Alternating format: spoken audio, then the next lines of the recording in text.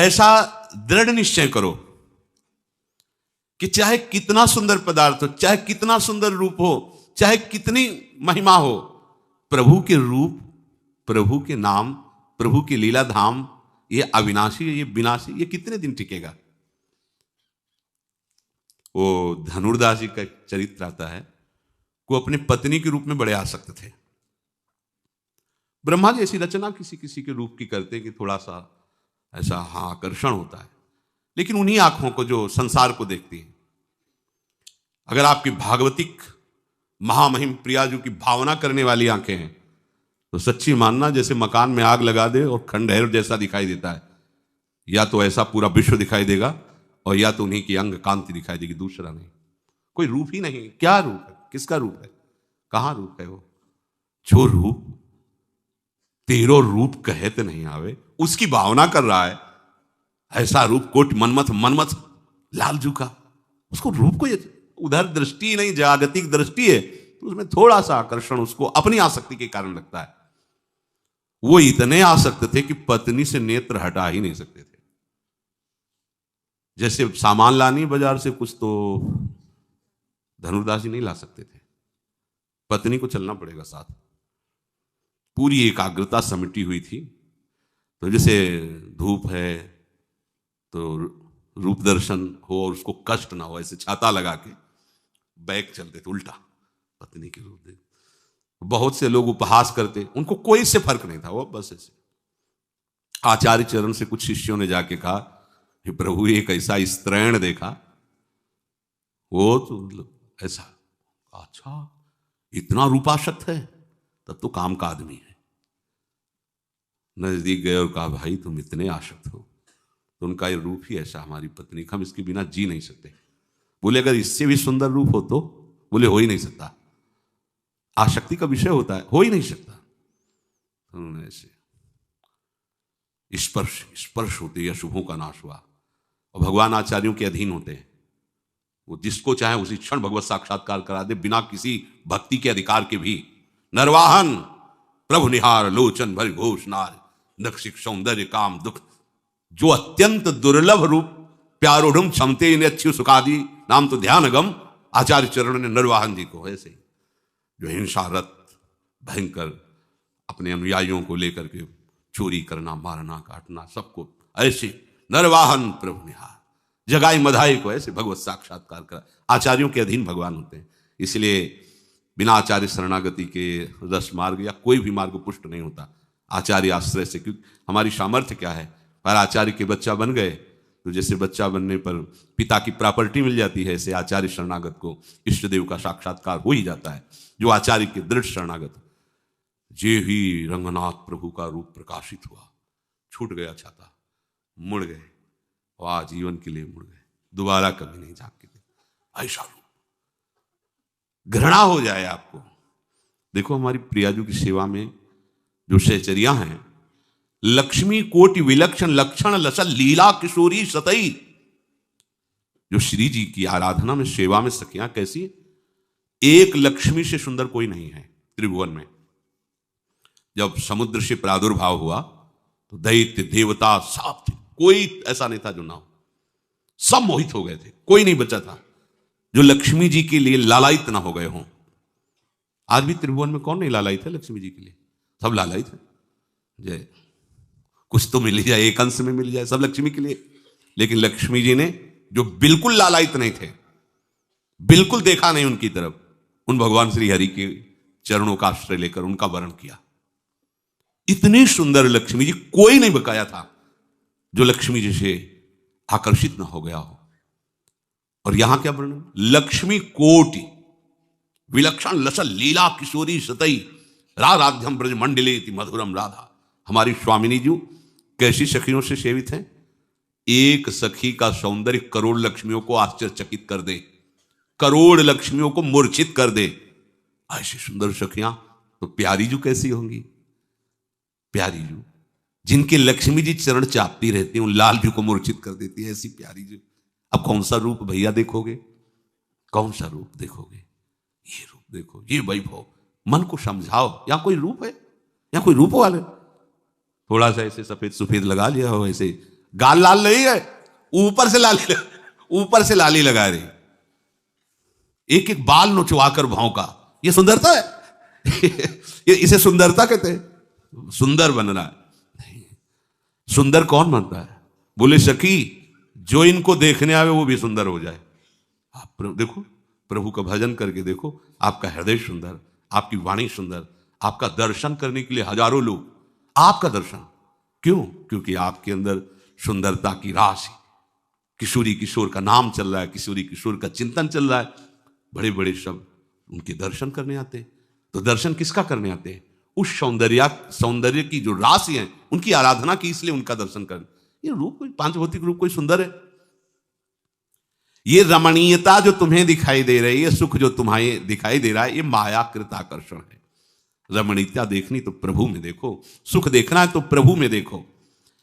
तो तुम अपने मन को या तो रागपूर्वक इधर लगाओ और या दोषपूर्वक उधर देखो, उधर से हटाओ। कहीं भी गुण नहीं, वास्तविक कहीं गुण नहीं।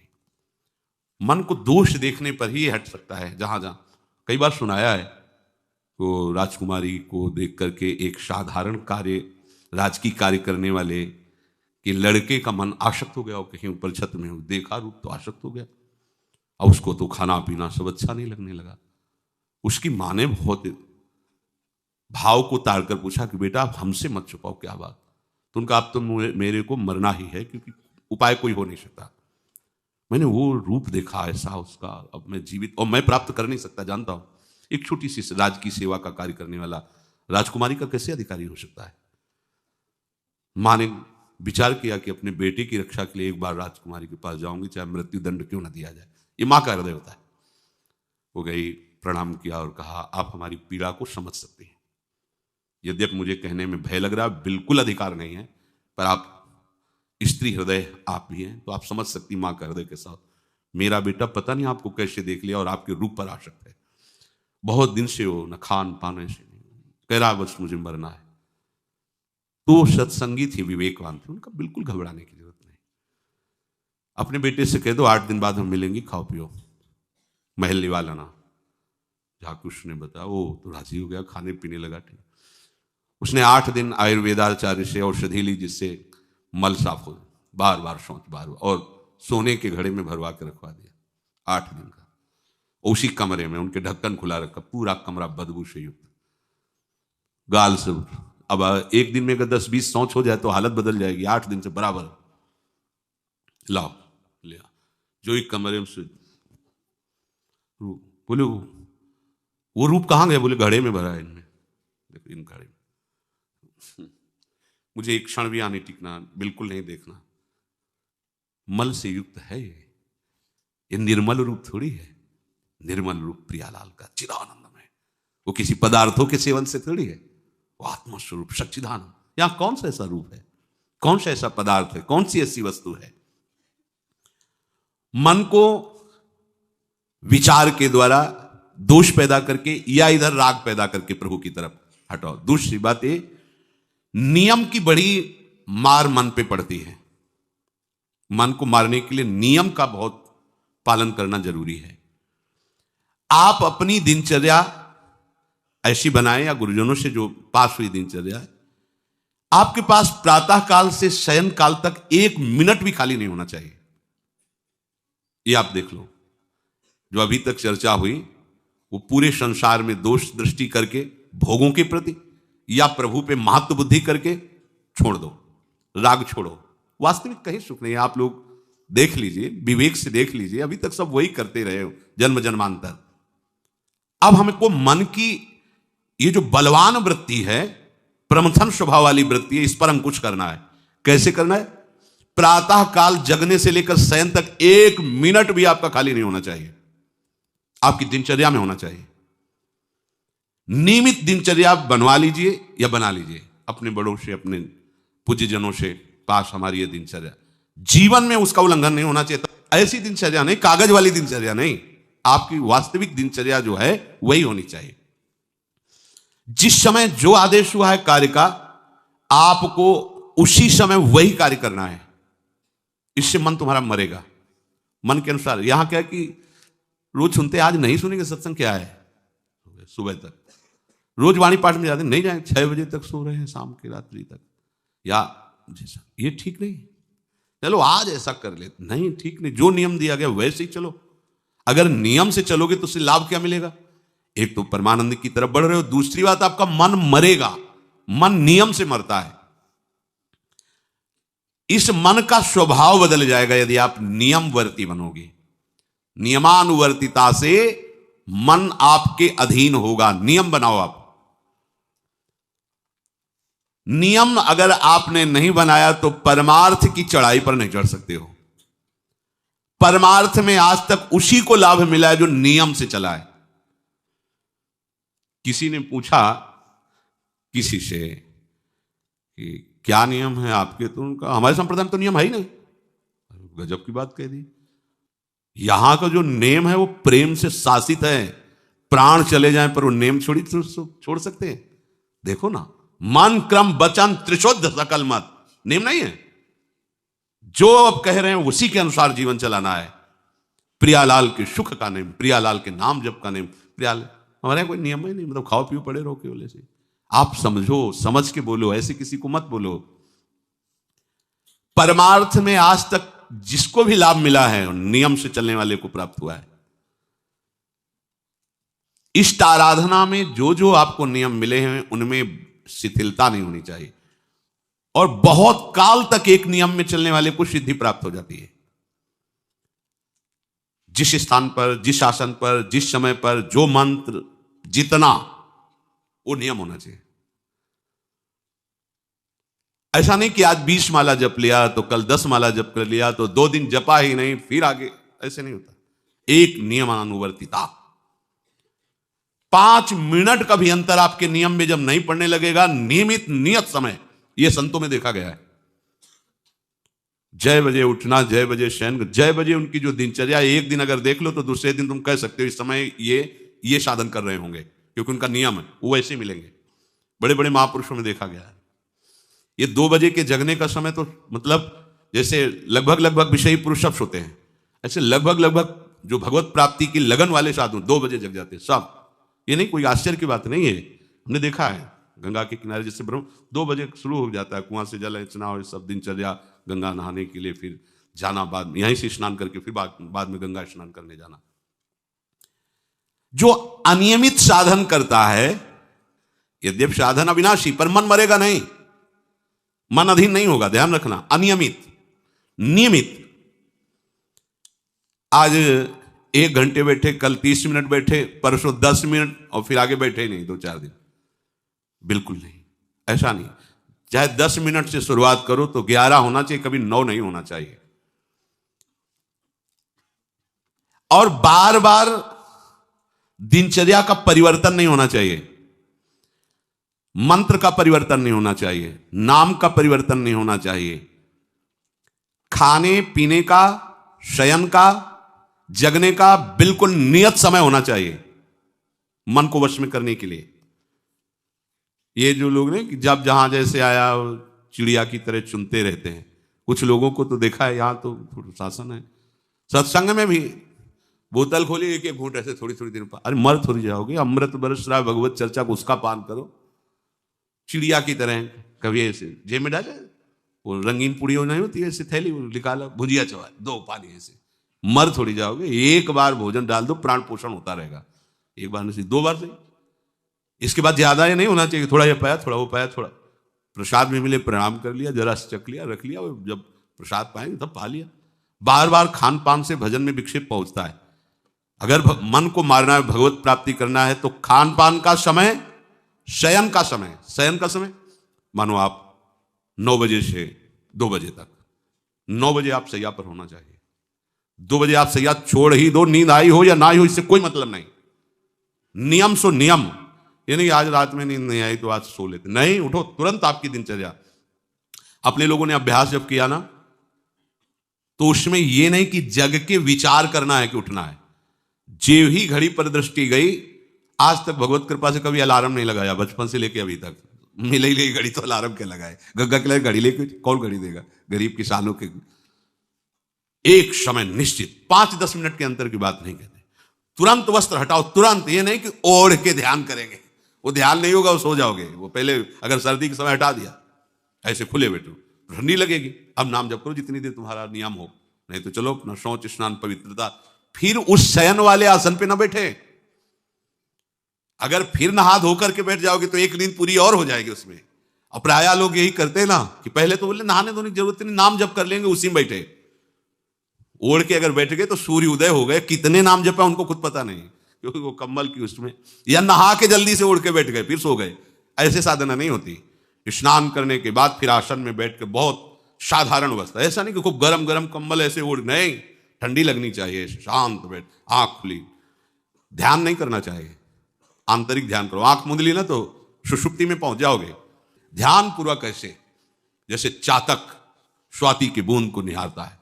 भागवत में आया कि कैसे सुरता होना चाहिए, वक्ता के प्रति चातक दृष्टि से देखते हुए एक एक शब्द श्रवण इंद्री से वो पान कर रहा है, ऐसे शांत तो एकदम देखते हुए ऐसे पान। श्रुता सोई परम सुजान, सुनत चित रति करे। आपके वस्त्र पहनने का ढंग, चलने का ढंग, बोलने का ढंग सात्विक होना चाहिए। सोमवार को अमुक रंग का, मंगल को अमुक रंग का, बृहस्पति को अमुक रंग का, ऐसे चलने की भी अलग अलग स्टाइल, अलग अलग से डालना। कब अगर भगवत प्राप्ति करनी है तो सात्विक चाल हो, सात्विक भाषा हो, सात्विक वस्त्र हो। इनका भी बहुत प्रभाव पड़ता है, वस्त्रों का भी प्रभाव पड़ता है, चाल का भी प्रभाव होता है। अभिमान की चाल देखना, छाती में हड्डी हड्डी पर फैला के चल रहे मानो सूरवीर है। हाँ, जांघ में मांस नहीं है, केवल पैंट ही पैंट दिखाई दे रहा है, बात ऐसा अभिमान है, ऐसे टांग चला मानो। ये सब नहीं, सात्विक वृत्ति से चलो, सात्विक कपड़े पहनो। ऐसा नहीं कि अब लाल ही पहनना है तो अमुक कंपनी का आना चाहिए, लाल रंग का या पीले रंग का। कितने का स्वेटर? बोले 1,70,000 का है। अपना जीवन सात्विक हो, सात्विक वस्त्र भी वस्त्राभूषण, और हमारा चलना भी सात्विक हो, हमारा बोलना भी सात्विक होना चाहिए। अब इसके बाद उपासक को देखो, ये तो नियमावर्तिता हुई। अपने मन के ऊपर हर समय दृष्टि रखनी। उपासक शब्द इसीलिए है, विषयी पुरुष नहीं रख सकता। उपासक को हर समय मन पर दृष्टि रखना है। क्या सोच रहा है, ऐसा क्यों सोच लिया इसने, ऐसा क्यों ये प्रेरणा आई, क्या हमारा भोजन गलत हुआ, क्या संग गलत हुआ, क्या हुआ, पूरी जांच हो रही। आप सच्ची मानना, प्रारंभिक बात तो अलग है कि मन पूर्वश, नहीं तो ऐसा नहीं है कि काम के विषय में सोचने लगे, ये लोभ के विषय, ऐसा नहीं है। आपका संग गलत हुआ, आपका दर्शन गलत हुआ, आपका गलत श्रवण हुआ, भोजन गलत हुआ, तो ही हो सकता है। नहीं, ऐसे नहीं कि भगवत चिंतन की धारा में बीच में काम आ जाए, बीच में क्रोध आ जाए। प्रारंभ में तो ऐसा होता है, लेकिन आगे बढ़े हुए उपासकों को फिर ये दिनचर्या में अपनी जांच करनी, क्या गलत हो गया, आज क्या खाया जो हमारे मन में ऐसे विचार आ रहे हैं, आज किसका संग किया जो हमारे मन में ऐसे विचार आ रहे हैं। यद्यपि बड़ा कठिन है मन की जांच करना, क्योंकि हम मन ही बने हुए हैं, तो जांच क्या करेंगे। जांच तो वो कर सकता है जो थोड़ा मन से अलग हटा है ना, दृष्टा भाव देख रहा है मन को। हम तो मन ही बने हुए हैं, जो वो चाहता है वो हम चाहते हैं। देखो ना, बहुत बातचीत से समझ में आता है। आज हमारी ये खाने की इच्छा है, आज वहां जाने की इच्छा है, तुम्हारी थोड़ी, वो मन की है। थोड़ा अलग हट करके देखो, फिर उसमें निर्णय करो, सही है या गलत। जो जो विचारों में आप सपोर्ट दे देंगे वो मन के संस्कार बन जाएंगे। आप सपोर्ट नहीं देंगे तो संस्कार नहीं बनेगा। ये बहुत खास बात है। जब आप भजन में बैठे हो, साधन में, या चलते फिरते उठते बैठते, ये जो शास्त्र विरुद्ध गंदी स्फुरणा दे, आप बिल्कुल इसको सपोर्ट मत करना, नहीं ये संस्कार बना देगा। फिर वो आपके न चाहने पर भी आपको परेशान करेगा। और यदि आप बिल्कुल उदासीन रहे, जैसे पागल आदमी पीछे बोलता चला जाए, आप कुछ मत बोलो, वो दूसरी दिशा में चला जाएगा, ऐसे ही मन शांत हो जाएगा आपका। ये आपको फेंकता, आप परेशान मत होना, ये फेंकता रहेगा जो उसने जमा किया है, फिर शांत हो जाएगा, फिर नष्ट हो जाएगा, उसका विषय स्फुरण नष्ट हो जाएगा। अगर कहीं मन भगवत संबंधी सलाह दे तो उसको दुलार करना चाहिए, सराहना करें, वाह आज आपने बहुत सुंदर बात। मन आपको कभी कभी अच्छी सलाह दे, और जहां आपको बुरी सलाह देने लगे तो फिर उसको धिक्कार दो कि प्रभु से बढ़कर तुमको ये लगा, प्रभु के नाम रूप से बढ़कर लगा। अंदर होना चाहिए, बाहर भले मत। ऐसे हो गए ना, वो सुधरने लगेगा। बस ये अच्छे से ध्यान रखो, जब ये गलत प्रेरणा करे तो या तो एकदम उदासीन, और या फिर इसको डांट लगा दो, प्रभु की तरफ चलना है, क्या गंदी बात अंदर। नहीं नहीं, अभ्यास से मन असत कार्यों को छोड़कर भगवत कार्यों में लगने लगेगा।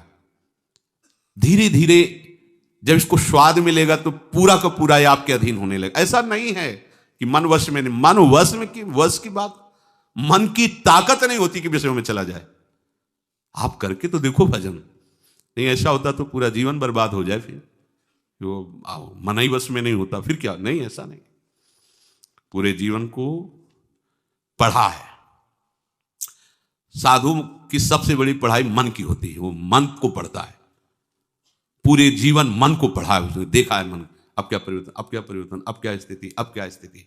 सच्ची मानिए एक दिन मन मनमोहन बनकर के अनुभव करा देता है, कहीं और अनुभव नहीं होता, इसी में अनुभव होता है, निहाल कर देता है, धन्य धन्य कर देता है। बस इसके असत वासनाओं, असत चेष्टाओं, असत स्फुरणाओं का आप साथ न दें तो ये आपसे अलग हो नहीं सकता, ये भगवदानंद में डुबो देगा। इसे अधिक से अधिक भगवत चर्चा सुनाओ, इसे अधिक से अधिक प्रभु की छवि के दर्शन कराओ। देखो भरो, मन में भरो, खूब भगवत चर्चा करो। प्रभु की श्री विग्रह, आप जिस कमरे में शयन करते हो उस कमरे में कहीं भी कोई सांसारिकता नहीं होनी चाहिए। परिवार की फोटो या किसी अन्य आकर्षणकारी वैभवशाली की फोटो, ऐसा नहीं, या कोई अपने आराध्य देव गुरुदेव संत भगवान, एक से एक भगवत प्रेमी महात्मा, उनकी संतों की छवि, प्रियालाल की छवि, जिधर दृष्टि जाए भगवत स्मृति में लगा दे। उठते बैठते अपना तो कमरा अंदर से ऐसा ही होना चाहिए, पूरे कमरे में नाम लिख लो, राधा राधा राधा वल्लभ सिंह, राधा राधा राधा राधा, या लिखी हुई टांग, बहुत आपको लाभ मिलेगा। जिधर अब राधा राधा राधा, अखंड स्मृति। और उस जो आपका वास्तविक साधन कक्ष हो, शयन कक्ष हो, अगर ऐसा हो जाए तो बहुत बढ़िया है, अन्य का प्रवेश ना हो, कोई भी हो, सदगुरुदेव की सिवा, आराध्य देव की सिवा, उसका आप देखना, इसका बहुत बड़ा प्रभाव होता है। कई बार इस बात का अनुभव हुआ कि जैसे बाहर मन विक्षिप्त हो गया किसी बात से, किसी उपासक से, और जे भी एकदम जैसे एकदम बदल गई व्यक्ति, और भजन बड़ी तीव्रता से होने, क्योंकि वहां परमाणु भजन के वो भागवती कक्ष होता है। इसके लिए भाई जी ने भी सावधान किया, अगर ऐसा हो जाए तो, मान लो असुविधा है तो कोई बात नहीं, अगर ऐसा हो जाए कि भगवत मार्ग के पथिक का जो वास स्थल है, जहां वो शयन करता है, बैठता है, उसमें संसारिक पुरुषों का प्रवेश ना हो। इसलिए हो सकता शब्द लगाएगा, एक ही परिवार में रहते हो, आप ऐसा झगड़ा करोगे कि हमारे कमरे में ना जाए कोई रिश्ते नातेदार या अन्य परिवार के सदस्य, कठिन हो जाएगा। अगर हो सकता हो तो भगवत प्रेमी महात्मा के सिवा, भगवत भजन करने वाले के सिवा प्रवेश ना हो, तो आप देखो कि उस कमरे में ऐसी परमाणु आ जाएगी कि आपका मन वहां प्रवेश करते ही भजन में लगने लगेगा, बड़ी शांति का अनुभव होगा। इसे खूब भगवत चर्चा सुनाओ, भगवत चर्चा करो, और भगवत श्री विग्रह के दर्शन कराओ, बड़ा लाभ मिलता है। जैसे आप जहां शयन कर रहे हो, सामने अगर अपने आराध्य देव की छवि हो ना, बार बार बार बार दर्शन का शौक, और कभी कभी तन्मयता एकाग्रता करते हुए अगर शयन कर जाओ तो स्वप्न में वही छवि के दर्शन करते हुए पाया जाता है। एकाग्रता का बड़ा महत्व है। अगर आप नाम में एकाग्र करके सो जाओ तो आप देखो जगते समय आपकी वही नाम चलता मिलेगा। मन के कहने में कभी अपने आप को मत फंसाओ। मन लोभी, मन लालची, मन चंचल, मन चोर, मन के मत चलिए नहीं, ये पल पल में कुछ और, ये भटकाता रहता है। जब तक ये प्रभु की तरफ आपको प्रेरित ना करे तब तक इसको अपना दुश्मन मानकर इसका विरोध ही करते रहिएगा। मन का जैसे अपने दुश्मन के प्रत्येक कार्य पर निगरानी करने वाला दुश्मन के प्रहार से बच जाता है, क्योंकि हर क्षण वो सावधान रहता है, वैसे ही जो उपासक मन पर नजर रखकर इसे दुश्मन के भाव से देखता है वो सावधान रहता है और मन के प्रहार से बच जाता है। जहां कहीं ये उल्टा आपको ले जाने के लिए करे, बस इसकी सुनना नहीं, बिल्कुल इसके विरोध में हो जाना। ये बड़ा बलवान है पर तुमसे बड़ा नहीं, ध्यान रखना, ये तुम ही से बलवान है, तुम ही से खा पी के तुम्ही को पटकेगा अगर इसके अनुकूल रहे। और अगर आप अपने, तो ये इसकी ताकत नहीं आपको गिरा दे, क्योंकि बिना सपोर्ट के आपके कुछ नहीं कर सकता। पक्का आप सपोर्ट मत कीजिए, ये आपका कुछ नहीं बिगाड़ेगा, पर इसका स्वभाव है कि एक क्षण में अपने अनुकूल कर लेना। जहां दिखाया कि हम आपको ऐसा सुख प्रदान करेंगे, जल रहे हो ना, अभी आनंदित हो जाओगे तो आप दस्तखत कर दोगे, जी बस वो ले गया। आपके दस्तखत के बिना कुछ नहीं कर सकता। कई बार इससे उपासक को हारना होगा, क्योंकि बताया नहीं वो दस्तखत करवा लेगा, पर तुम साहस मत छोड़ना इसके परास्त करने का। सैकड़ों बार ये हराता है। सच्चा उपासक वही है कि गिर करके, हार करके भी उसको हराने का उत्साह न छोड़े। ये हरा देता है, बहुत बार हरा देता है, क्योंकि पूर्वाभ्यासी बहुत दांव पेच जानता है, हमको अपने अधीन किए रहता है। कई बार तो ऐसे ढंग से हराता है कि समझे नहीं आता कि मुझे हरा रहा था क्या। जब हार गए तब लगता है हाँ हार तो गए, इसका मतलब हमको हरा रहा था। हिम्मत मत हारना, जीत तुम्हारी होगी, क्योंकि तुम प्रभु के सीधे अंश हो और ये तुम्हारी ताकत से बलवान हो रहा है। दृढ़ता से लड़ो तो दिन दिन तुम्हारा बल बढ़ेगा और मन का बल घटेगा, और यदि इसका सपोर्ट करते रहोगे तो इसका बल बढ़ेगा, तुम्हारा घटेगा। तुम इस पर जिस दिन विजयी हो गए तो ये मन न रहकर श्री कृष्ण हो जाएगा। पर ध्यान रखना, ये बहुत चतुर है, ये कभी डरवाएगा तुमको फिर अपने अधीन करेगा। ऐसा ही होता है, कभी फुसलाएगा, कभी लालच देगा, कभी बड़े सुख का प्रलोभन देगा, परंतु तुम इसके धोखे में मत आना, भूल कर इसका विश्वास न करना। अपनी हिम्मत टूटने न पावे, लड़ने में कमी ना होने पावे, इससे लड़ाई लड़नी। यहां मन से तो लड़ते नहीं, बाहर झगड़ा करते घूम रहे, इससे लड़ो, ये बेईमान जो हमको परास्त कर रहा है। अंत में आप देखोगे आपकी आज्ञा पर खड़ा हो जाएगा हाथ जोड़, आप जैसा ये विश्वासी सेवक बन जाएगा। मन को कभी निकम्मा मत रहने दो। अब तो सब हो गया, वाणी पाठ भी हो गया सब, 3 घंटे तो कोई बात है नहीं, 3:30 बजे शाम के जाना है। 3 घंटे में वो इतना मसाला एकत्रित कर देगा कि 3 महीने में तुम सत्संग के द्वारा उतना सामग्री नहीं एकत्रित कर पाओगे उसको हराने के लिए। बहुत चतुर है, इसको खाली मत रहना। एक आदमी ने भूत सिद्ध किया, भूत सिद्ध हो गया। भूत ने कहा कि काम बताओ हमें, अमुक काम, एक क्षण में कराया, और बताओ। और क्या बताएं? बोले काम नहीं बताओगे तो उठाक पटक देंगे तुम्हें, हम तुम्हें मार देंगे हम। वो जो भूत सिद्ध करने के लिए मंत्र दिया था, वो गुरु के पास गया, बोले महाराज वो तो कह रहा मार डालेंगे अगर काम नहीं बताओगे। ठीक है, एक लंबा बांस खड़ा कर दिया और कहा इस भूत को आदेश करो, इस पे उतरो चढ़ो, जब तक हम कोई काम ना बताएं तो यही तुम्हारे ऊपर का विषय। बस ऐसे ही मन भूत है, उठाक पटक देगा आपको किसी न किसी विषय में। इसको काम बताओ, क्या राधे श्याम राधे श्याम राधे श्याम, चढ़ते उतरते रहो, इसे नाम में चलते रहो। जब और कोई काम होगा तो बताएंगे, चलो सेवा कर लो, बाड़ी पाठ कर लो, नहीं है ना राधे श्याम राधे श्याम राधे श्याम। पक्का समझो भूत है, मार देगा तुम्हें। अगर राधे श्याम रूपी बांस में इसे चढ़ाओगे, उतारोगे नहीं तो पटक देगा किसी न किसी विषय में, फिर छाती जलेगी, दिमाग खराब होगा, डिप्रेशन में पहुंच जाओगे। ये ऐसे ऐसे कर्म करवा देता है कि लगता है अब भी इसकी जरूरत है।